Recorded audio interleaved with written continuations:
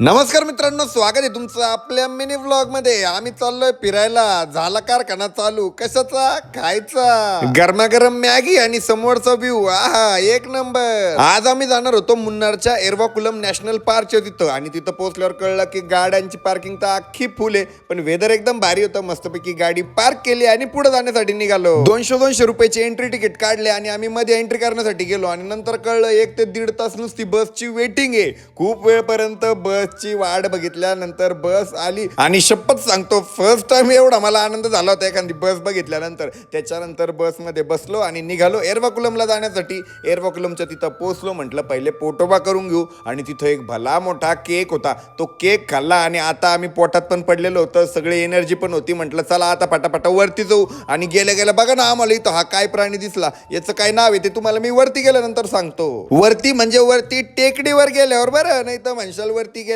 सगळे कपल वेदरचा नेचरचा आनंद घेत घेत चालले होते. पण आमच्या सोनाली वहिनी म्हणे सगळे कपल तोडा म्हणे, पोरांनी सेपरेट फिरा म्हणे, आम्ही लेडीज गँग सेपरेट फिरतो म्हणे. मग सगळे कपल तुटले आणि आम्ही पोरं पुढे येऊन मस्तपैकी बसलो. पण आणि वेदर बघा, हा कसलं भारी आहे, एक नंबर. फायनली आम्ही आता सर्वात उंच पॉइंटवर पोहोचलेलो होतो, आणि त्या प्राण्याचं नाव होतं निलगिरी तहर. आणि आमचे जयराम भाऊ म्हणे निलगिरी थार आहे म्हणे ते लिहिलेलं. पण तो विषय सोडा. त्याच्यानंतर मस्तपैकी डान्स केला, खूप जास्त एन्जॉय केलं. आणि तुम्हाला सांगतो आमच्या ग्रुपमधला एक मेंबर आहे जो बायकोला सर्वात जास्त घाबरतो, तो आहे आमचा लल्लू शेठ सरपंच, आमचे जयराम भाऊ.